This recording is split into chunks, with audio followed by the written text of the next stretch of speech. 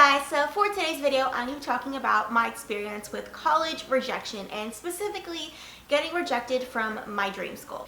So first off, I just wanted to preface this by saying that this is not supposed to be like a depressing video. Because honestly, I do think that getting rejected from my dream school actually helped me realize a lot of things, and if you're in the same position here, hopefully my story here and some of my own realizations might help you as well. So I did a video a few weeks ago where I talked about like my college application process, my stats, and then eventually where I'm going to college. If you want to check out that video, I will have that linked to the top of the screen right here and also in the description down below. But just to encompass all of that, I'm attending Loyola Marymount University in the fall, which is actually my second choice school, which was definitely one of like the harder things to get used to, that like I was going with my plan B, just because like a plan B in general kind of just like has that connotation of your first choice failed and this is the backup, which doesn't really have good vibes. But I'm here to tell you that I actually think that this was probably the best decision for me. So let's backtrack a little bit here, and I want to talk you guys through my whole process with determining what my dream school was and then how I felt leading up to the decision date.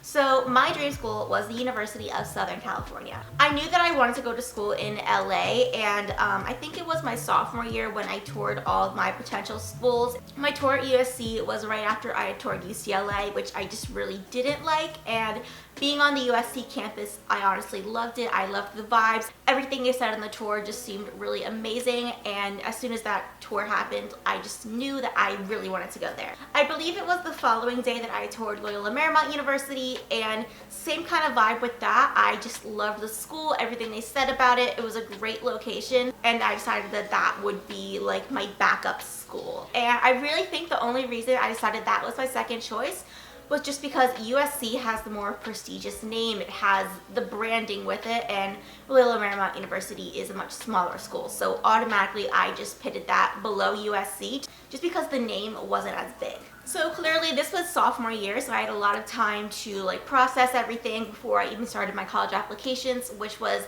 the summer before my senior year.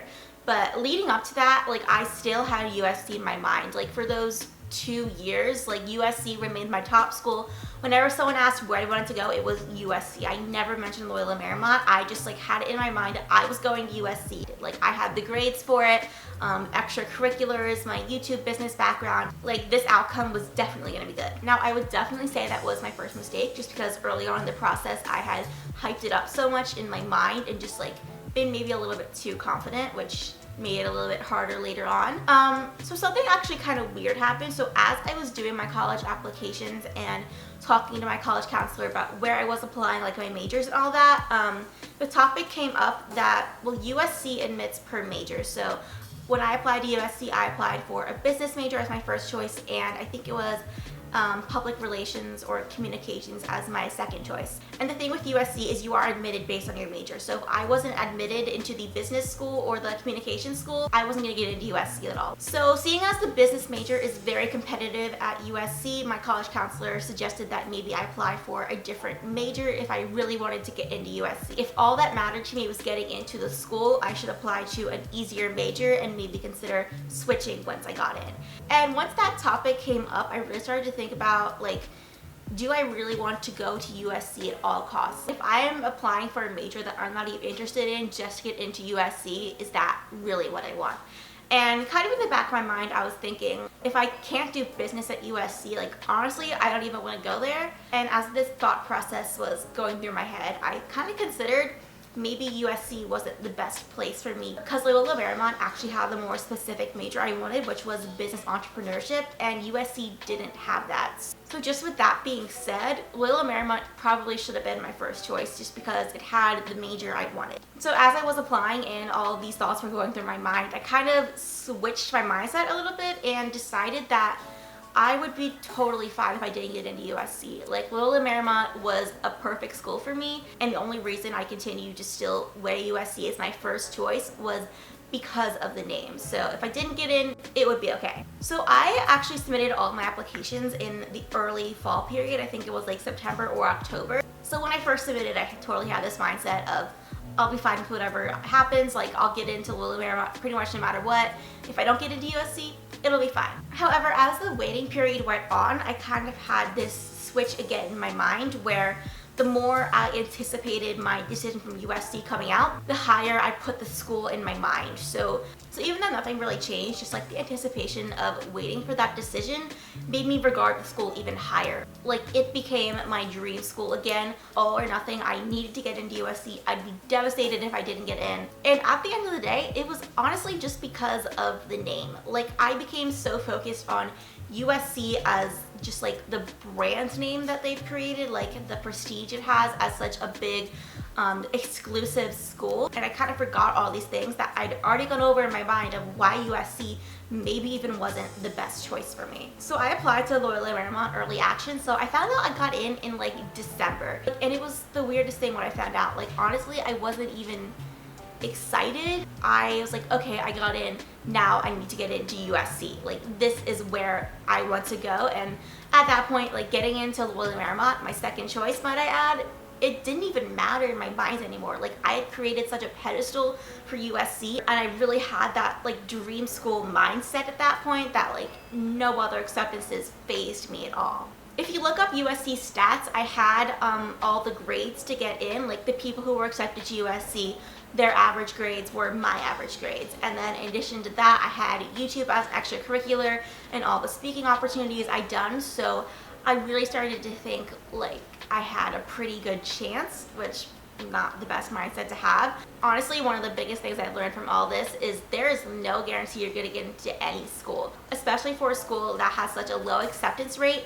If you think about it, almost everyone applying has those like average grades, and they have the extracurriculars to match it. And at the end of the day, there is a huge part of it that's just luck. And I kind of think I started to like disregard that in my mind a bit, and I just completely didn't pay attention that I had got into my second choice school. And up until like, I think it was March 28th or something when the decisions came out, like, I hadn't even thought about Loyola Marymount again. So USC, they actually mail out their decisions in these like white boxes, I believe. So people in California will get their decisions in this box first, and then it kind of trickles out throughout the United States for the next 3 days. And then they update the portal on the third day. So just like reading things online, I was pretty sure I wasn't going to get my box before my portal update if I were to get in. So I didn't kind of get that like soft blow thing where I could like see I didn't get my box and then be like, oh, okay, I probably didn't get in, and then see the portal update. Everything was riding on this portal update. So the night that the decisions came out, I was like refreshing it. And my mindset definitely started to get a little bit more healthy at this point, I think. Just because I started to consider like, I'm probably not going to get in, but like I really want to get in, like this is my dream school. So anyway, so I was refreshing it like for probably like an hour or two, because the decisions like didn't come out all at once. Like, it was kind of trickling out for an hour and a half or so, probably just so the website wouldn't crash or anything. So I was refreshing, and I saw online that people's portals were updating and saying they were rejected or accepted, so I was ready for it. I even set up my camera to film just in case if I were to get in, I would have it on camera. Even in my video schedule, I had this video planned, a rejection video, or a video planned that was going to be how I got into USC. So I really planned out both, and I definitely did not lose hope at all. Even as more and more people were getting their acceptances, I was just waiting for mine, and just like as it got closer and closer, like I really thought I had it. And then of course my rejection comes. I refresh the portal, it says there's an update, I click on it, and at this point my whole family is in my room. That's kind of awkward, and it said I didn't get in. And honestly, in that moment I was kind of sad. I didn't show it too much just because in the back of my mind I did still expect it, but at the same time it was my dream school, and I had hyped it up so much in my mind that just like knowing that all that was over and okay, now I have to choose my plan B, that didn't feel so good. And I just completely forgot like all of the good things that I was excited about for Loyola Marymount, and all I could think about was how sad I was that like I really didn't get into my dream school, and everyone knew this was my dream school. I applied, and now they're gonna know I didn't get in. So after getting rejected, I think it probably took a few weeks for me to really let it all sink in and for me to get excited about college again. I even considered I could go to Loyola Marymount for a year and then maybe try to transfer. And then eventually I did more research, and then I looked more into the school again, and all the things that I loved about it to begin with kind of came back, and finally I realized that this was the place for me. I'm gonna love it at Loyola Marymount, and in the end USC maybe wasn't the place for me. When I had this dream school mindset, I just completely forgot all the things that made it a school that I didn't really want to go to. The reputation, the location, the lack of major I wanted, all that was out the door in the months leading up to my decision.